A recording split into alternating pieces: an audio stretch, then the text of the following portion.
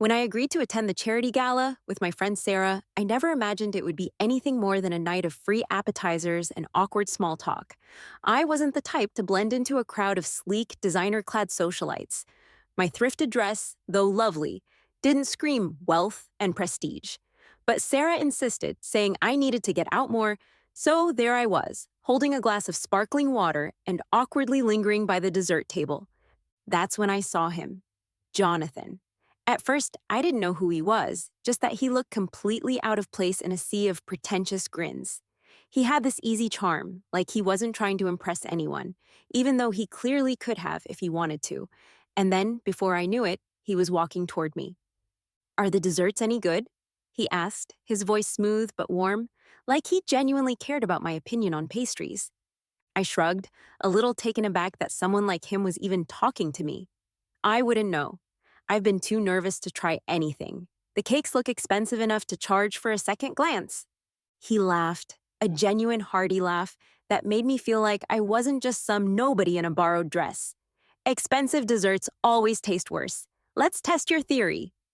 Before I could protest, he grabbed two of the fanciest looking tarts and handed one to me. I took a cautious bite while he watched, his expression playful. Well, he asked. Dry, I said, and he smiled again, this time with a hint of mischief. I guess money can't buy everything, he said. We spent the rest of the evening talking. It was easy with him, almost too easy. He asked about me, not the superficial questions, but the kind that make you feel seen. He wanted to know about my childhood, my dreams, and what I'd do if I had all the money in the world. I found myself opening up in ways I hadn't with anyone in years. It wasn't until Sarah practically dragged me away that I realized who he was. Do you even know who you've been talking to all night? She whispered wide-eyed. That's Jonathan Pierce. His family owns like half the city. I nearly choked. Are you kidding? Nope, he's loaded, like private jet loaded. It felt surreal. Why would someone like him spend hours talking to me? Later that week, Jonathan called and asked me to dinner. I hesitated. Our worlds were so different, and I wasn't sure I could handle the inevitable comparisons or judgments. But there was something about him, something real beneath all that wealth. So I said yes, and that was the beginning. What started as an unlikely connection quickly grew into something more. I wasn't sure where it would lead, but for the first time in a long time, I let myself hope for something extraordinary. When Jonathan asked me to dinner, I thought it would be a one-time thing. A rich guy amusing himself with a girl from the other side of the tracks. But from the moment we sat down, he made me feel like I was the only person in the room. He asked questions no one had ever asked before, about my dreams, my fears, and what made me laugh. It wasn't just idle chatter, he genuinely listened. His eyes locked on mine like I held the answers to the universe. I want to know everything about you, Claire, he said one evening, as we sat on a park bench, the city light sparkling behind us. You're different, real, and I don't want to lose that. Despite his charm and persistence, I couldn't shake my doubts. But what about your world, your family? I'm not exactly the kind of girl they'd approve of. Jonathan's jaw tightened slightly, and he looked away, his fingers tracing the edge of the bench. You're right. They wouldn't. My parents have, expectations. They think that love should come with a pedigree and a trust fund. His honesty stung, but I appreciated it. So why bother with someone like me? He turned back to me, his gaze intense. Because you make me feel alive, Claire. You challenge me. You see me for who I am, not what I have. And that's worth fighting for. And he did fight for me. Jonathan went out of his way to show me that I wasn't just some fleeting distraction. When I hesitated to accept gifts or let him pay for things, he found ways to show his affection without making me feel small. Once he spent an entire weekend helping me repaint my tiny apartment because I mentioned offhand that the peeling walls were bothering me. See, I'm not just good for expensive dinners, he teased, covered in paint splatters. Those little gestures chipped away at my insecurities, but the shadow of his family loomed over us. I'd hear snippets of his conversations with them when he thought I wasn't paying attention. Words like unsuitable and unrealistic made my stomach twist. Still, Jonathan never wavered. One evening, after months of laughter, late night talks, and stolen kisses, he took me back to the park where we'd first started opening up to each other. The air was crisp, and the city buzzed softly in the background. I've been thinking about this for weeks, he said, pulling a small box from his pocket. My heart stopped. He opened it, revealing a simple but stunning diamond ring. Claire, I know my world isn't easy and my family isn't perfect, but I love you. You've shown me what real love looks like, and I don't want to spend another day without you. Will you marry me? Tears filled my eyes as I nodded, barely able to whisper, yes. At that moment, I believed we could face anything together. Little did I know, the hardest battles were yet to come. The estate was like something out of a movie, a sprawling mansion with marble columns, fountains, and gardens so perfectly manicured they could have been painted. As Jonathan's car rolled up the long driveway, my stomach twisted. I didn't belong in a place like this. Relax, Jonathan said, placing a reassuring hand on mine. They'll love you once they get to know you. I smiled weakly, trying to ignore the knot of anxiety in my chest. You make it sound so easy. When we entered the house, I felt even more out of place, and everything was oversized, massive chandeliers, sweeping staircases, and gilded furniture that probably cost more than my entire apartment building. Staff bustled around, carrying trays of drinks and hors d'oeuvres like it was a normal Tuesday. Jonathan's mother, Eleanor, appeared at the top of the staircase. She looked like she had just stepped off the cover of a high society magazine, her hair perfectly coiffed and her pearls glinting in the light. Jonathan? She called, descending gracefully. Her tone was warm, but her eyes flicked to me with a glimmer of something colder. And this must be Claire. Yes, Jonathan said, squeezing my hand. Mom, this is the woman I've been telling you about. Eleanor smiled, but it didn't reach her eyes. Welcome, Claire. I hope you'll feel at home here. The words sounded kind, but the way she looked me up and down made me feel like I was being appraised. I stammered out a thank you, but before I could say anything more, Jonathan's father, Richard, joined us. He was tall and intimidating, with a presence that demanded respect. So you're Claire, he said, his tone neutral but probing. Jonathan's told us a lot about you. Nice to meet you, Mr. Pierce, I said, trying to keep my voice steady. Richard is fine, he replied curtly before turning to Jonathan. Shall we move to the dining room? Everyone's waiting. Dinner was an elaborate affair, with multiple courses and more silverware than I knew what to do with. Jonathan's siblings, all impeccably dressed and polished, joined us. His sister Victoria wasted no time in asking, So, Claire, what do you do? I'm a teacher, I replied, smiling politely. I work at a middle school. A teacher? Victoria raised an eyebrow. How noble. I felt the sting in her words, but forced myself to stay composed. It's rewarding work. I love helping kids learn and grow. Richard leaned forward, his piercing gaze locking onto me.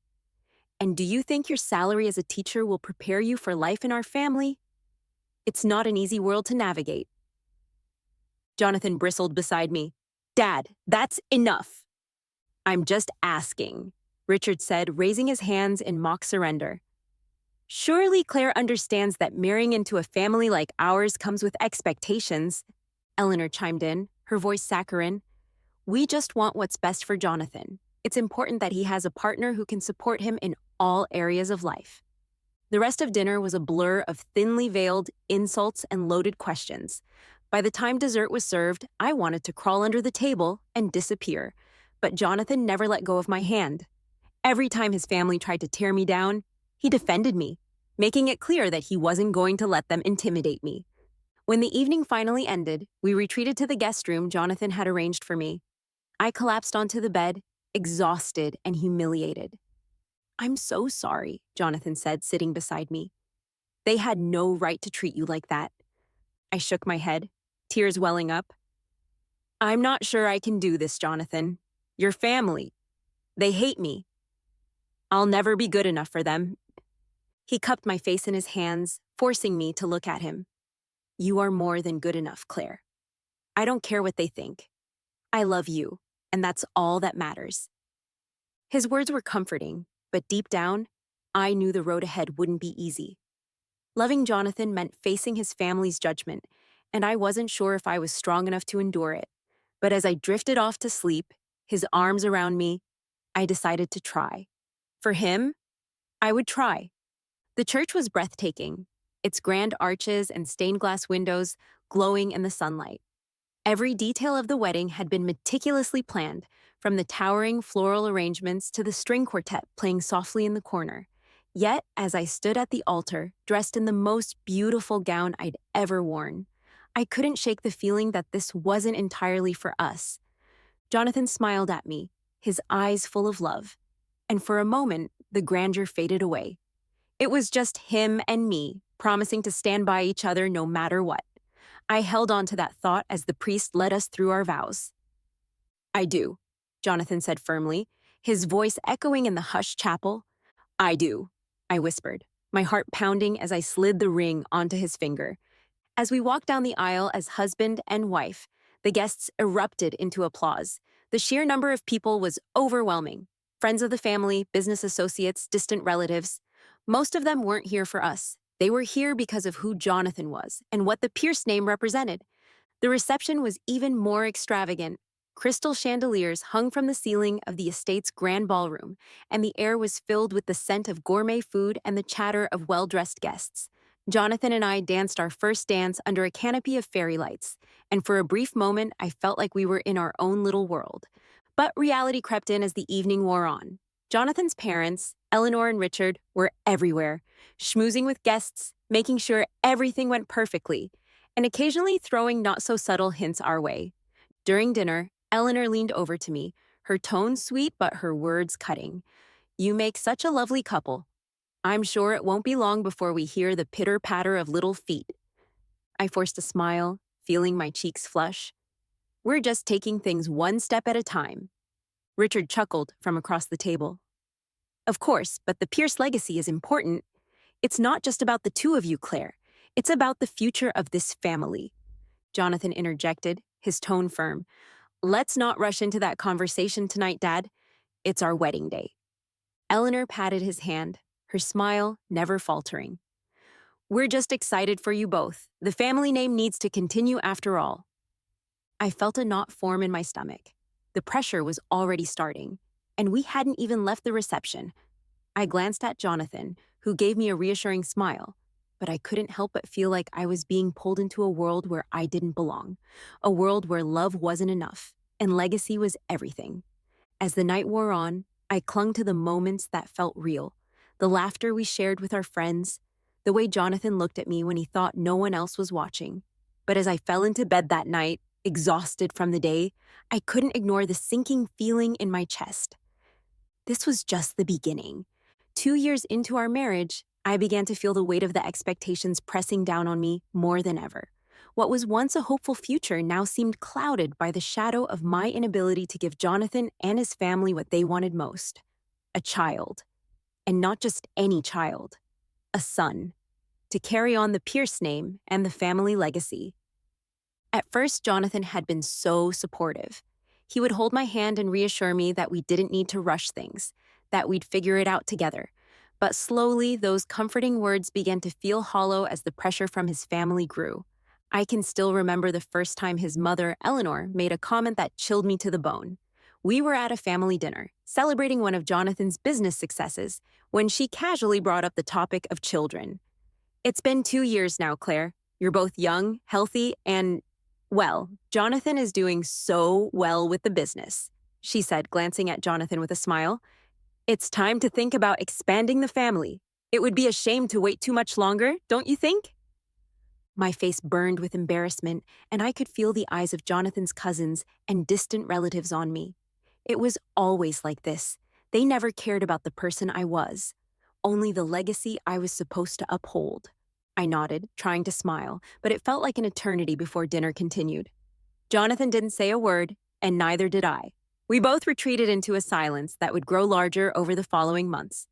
Soon these comments became more frequent, more pointed. Every family gathering seemed to revolve around my inability to conceive. I could feel their judgment, an invisible force suffocating me. And it wasn't just Eleanor. Richard, Jonathan's father, would sometimes make comments too, albeit more subtly. It's important, Claire, he'd say, his voice measured. The family needs an heir. The company needs an heir. Jonathan tried to shield me from it, but I could see the cracks forming in his once unwavering support. Every time one of them would make another remark, I'd see a flicker of frustration in his eyes, but it was always quickly replaced by the polite mask he wore so well. But then something shifted. It was subtle at first, like a quiet storm brewing in the distance. Jonathan, once so understanding, began to pull away. He became distant, both emotionally and physically. I caught him coming home later and later, sometimes staying out for hours after work. I'd lie awake in bed, wondering where he was, what he was doing, but the answers always felt like they were slipping away from me. When I tried to talk to him about it, he would brush it off. I'm just tired, Claire. It's been a busy week. Don't worry about me. But I couldn't help it. I worried. He had always been my rock, my safe place, but now he was becoming a stranger, and I felt so utterly alone. One evening we were having dinner when the topic of children came up once again. This time, it was Richard who spoke, his tone sharper than before. You know, Jonathan, it's been 2 years now, and Claire still hasn't given you what you need. We can't afford to let the family legacy slip away. A Pierce needs to carry on the name. Your brother's son will take over the company at this rate. I could feel the tension in the air, thick like smoke, and I looked at Jonathan, hoping he'd say something. Anything to shut down his father's words. But instead, he stared down at his plate, not saying a word. I could see the frustration on his face, and it hit me like a punch in the gut. He was no longer on my side. He was succumbing to the same pressure that had been choking me for months. I didn't wait for him to speak. I stood up, my chair scraping loudly against the floor, and I left the table without saying another word. I didn't know where I was going, but I needed to get out of there, away from the weight of their expectations. I found myself in the garden, standing under the stars, my breath shallow. The cool night air did nothing to calm the storm inside of me. I could hear Jonathan's voice behind me, but I didn't turn around. Claire, he called softly, but there was something different in his voice, something distant. I'm sorry about what my father said. Don't apologize, I snapped, my voice trembling with anger. It's not just him, it's you too. You're letting them win. You're letting them make us feel like we're failures because we haven't given them a child. You said we'd do this together, Jonathan, but now it's like I'm fighting this battle alone. There was silence behind me, then a sigh. It's not like that, Claire. I'm under a lot of pressure. You don't understand what it's like. I spun around, my heart pounding. I understand more than you think. I'm the one who's supposed to be good enough, Jonathan, but I'm not, and every day it feels like I'm less and less of the woman you married. I turned and walked away, not waiting for him to respond. My chest was tight, my head spinning. I was losing him, slowly but surely, to a force I couldn't fight. The next few weeks were a blur. Jonathan and I barely spoke. His family's pressure was becoming unbearable, and it was eating away at him. I could see the resentment building in his eyes every time he looked at me. He no longer saw me as the woman he married. He saw me as the reason he couldn't live up to his family's impossible standards. I sat at the kitchen table, staring at the half-empty cup of tea in front of me. The house was eerily quiet, the only sound the faint ticking of the clock on the wall. I couldn't even remember the last time Jonathan and I had a meal together at this table. He was always working late or avoiding me altogether, and I had grown tired of pretending that everything was fine. The tension between us had reached its breaking point. Every conversation seemed to spiral into an argument, each one harsher than the last. But tonight, something felt different. When Jonathan walked into the room, his face set in a grim expression, I knew what was coming before he even opened his mouth. Claire, he began, his voice cold and detached, we need to talk. I took a deep breath, bracing myself for whatever he was about to say. What is it now, Jonathan? Another lecture about how I'm not doing enough? His jaw tightened, and he avoided my eyes. This isn't working. We're not working. I blinked, the weight of his words sinking in. What are you saying? He finally looked at me, his eyes filled with frustration and something else I couldn't quite place. Defeat. I think we should get a divorce. The words hit me like a punch to the gut, and for a moment I couldn't breathe.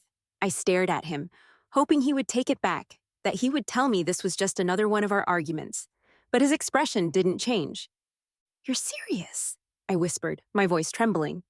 He nodded. Claire, this marriage, it's not what it should be. We're supposed to be building a family, a legacy. That's what my parents expect, what I expect. But we've been married for 2 years and we still don't have a child. It's clear that. That what? I cut him off, anger bubbling up inside me. That I'm the problem? That I'm a failure because I can't give you a son? That's not what I'm saying, he said, but his tone lacked conviction. Then what are you saying, Jonathan? I stood up, my hands shaking. Because all I hear is that I'm not good enough for you. That I never have been. Your family never wanted me. And now you finally decided they were right. He ran a hand through his hair. This isn't just about my family, Claire. This is about us. We're not happy. You're not happy. And neither am I. I laughed bitterly. You think this is going to make me happy? Being tossed aside because I couldn't live up to your family's ridiculous expectations? I'm not tossing you aside, he said, his voice rising. I'm trying to be honest. This isn't working, and it hasn't been for a long time. Maybe it's better if we go our separate ways. I felt the tears welling up in my eyes, but I refused to let them fall. You're a coward, Jonathan. You promised me forever, and now you're giving up because things got hard. Don't make this harder than it needs to be, he said, his tone softer now, almost pleading. We both deserve a chance to find happiness. I stared at him, my heart breaking into a million pieces. This man, the one I had loved so deeply, was standing in front of me and telling me that our marriage was over, that I wasn't enough for him, and no matter how much I wanted to fight for us, I knew in that moment that it was pointless. Fine, I said, my voice barely above a whisper. If that's what you want, then I won't stop you. Let's get a divorce. He looked at me, surprised by my response. Maybe he had expected me to beg him to stay, to plead for another chance, but I couldn't do that. Not anymore. I'll have my lawyer contact yours, he said after a long pause. We can work out the details. I nodded, unable to say anything else. He left the room, and I sank back into my chair, the tears finally spilling over. I cried for the love we had lost, for the dreams we had built together that were now shattered. I cried for the woman I had been before I met Jonathan, the one who had believed in fairy tales and happily ever afters. But as I sat there, something shifted inside me. The pain was still there, sharp and raw, but beneath it was a flicker of something else, determination. If Jonathan didn't want me, then fine. I would find a way to move on. I would rebuild my life, piece by piece, and prove to myself that I didn't need him to be whole. This was the end of our marriage, but it wasn't the end of me. The conference room was oppressively silent, save for the faint scratching of a pen on paper. I sat across from Jonathan at the long, polished table, flanked by our respective lawyers. The divorce proceedings were moving forward at a steady pace, each clause and asset division discussed in painstaking detail. I tried to focus on the documents in front of me, but my mind was elsewhere, on the life growing inside me. I'd only figured it out after our last fight. I hadn't told him, not yet. The timing had never felt right, and a part of me wondered if he even deserved to know. But as the lawyer representing me cleared his throat and leaned forward, I realized the moment was no longer mine to control. Before we finalize the terms, my lawyer began, his voice calm but firm, there's one more matter to address. Jonathan glanced up, his brow furrowed. What is it? My heart pounded in my chest as my lawyer continued. Claire is pregnant, Mr. Edwards, approximately 8 weeks along.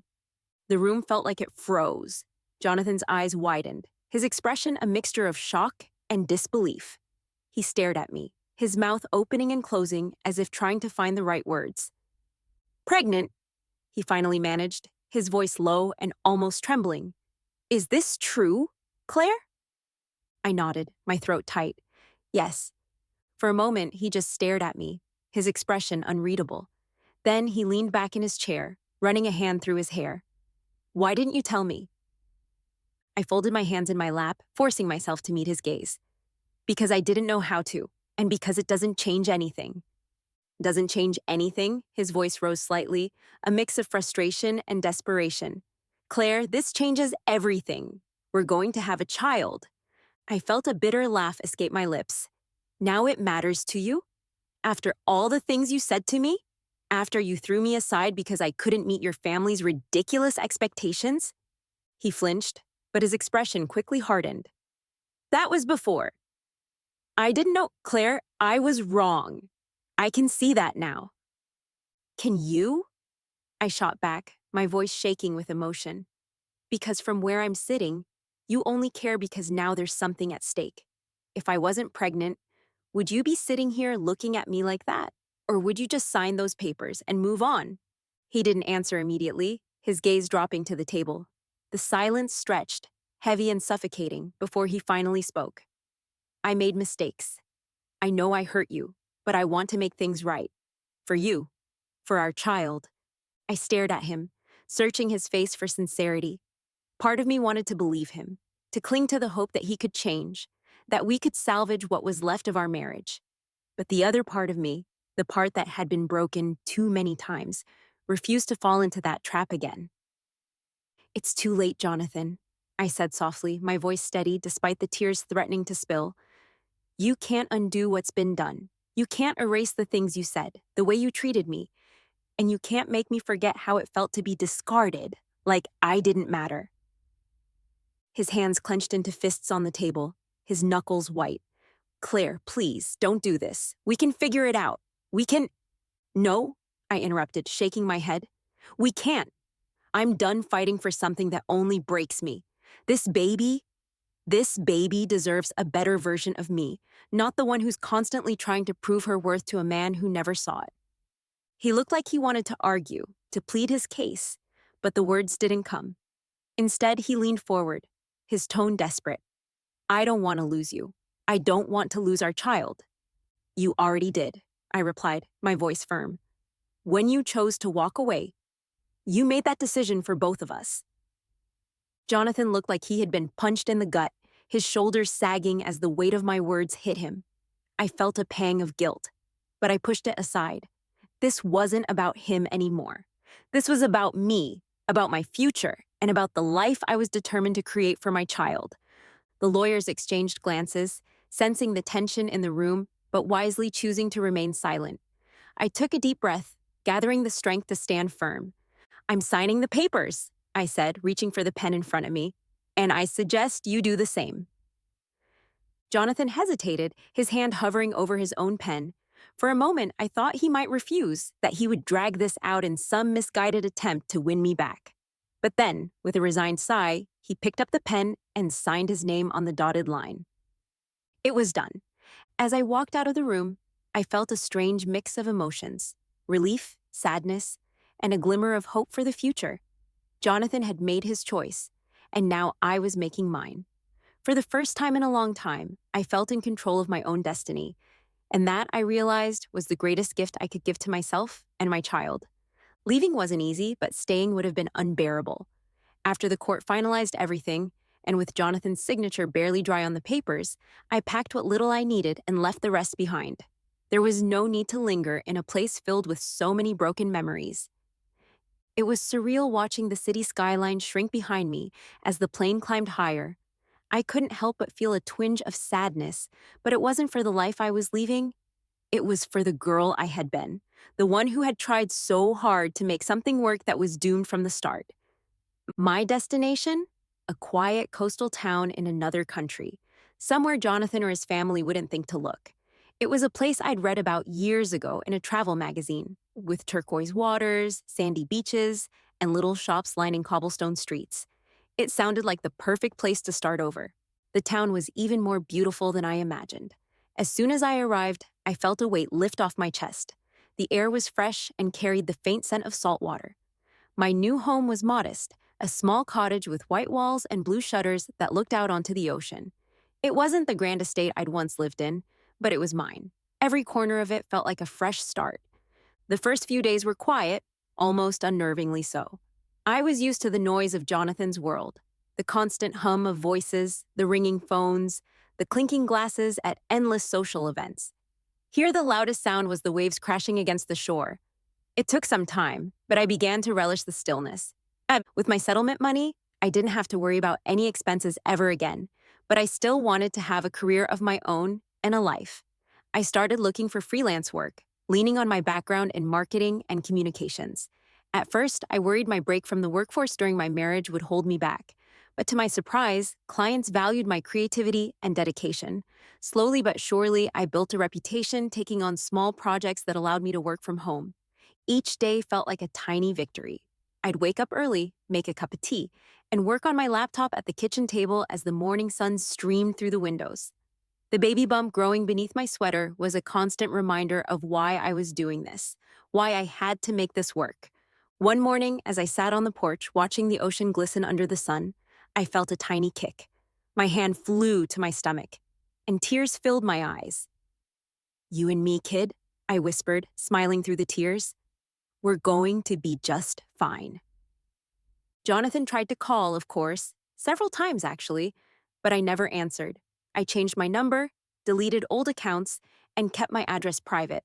There was no room for his apologies or his explanations in this new chapter of my life. He'd made his choice, and now I was making mine. The town was small enough that I quickly became familiar with the locals. There was Maria, the elderly woman who ran the bakery down the street and insisted on giving me free pastries whenever I walked by. There was also Jules, the kind but gruff fisherman who told me which beaches were the best for finding sea glass. They didn't ask many questions, and I was grateful for that. To them, I was just Claire, the new woman in town, and that was enough. As the weeks turned into months, I started to feel more like myself, or maybe a version of myself I'd never known before. I was no longer Jonathan's wife or the woman trying to fit into his family's impossible mold. I was just me. And for the first time in years, that felt like enough. I decorated the nursery with soft blues and greens, painting waves on the walls with my own two hands. Each stroke of the brush felt like a step toward a brighter future. I couldn't wait to meet my baby, to hold him in my arms and show him the life I was building for us. Some nights, I still felt the sting of betrayal, the echoes of Jonathan's cruel words ringing in my ears. But those moments were fleeting, replaced by the steady rhythm of hope and determination. I wasn't running away from my old life anymore. I was running towards something better. As I sat on the beach one evening, watching the sun dip below the horizon, I realized how far I'd come. The person I was before, the one who would have begged Jonathan to reconsider, who would have fought tooth and nail to stay in a marriage that was breaking her, was gone. In her place was someone stronger, someone who knew her worth and wasn't afraid to claim it. With my hand on my belly, feeling the life I was about to bring into the world, I whispered into the twilight, "We're going to make it, little one. Together we'll create something beautiful." And as the waves washed up on the shore, I felt at peace, knowing I'd left the past behind and was ready for whatever the future held.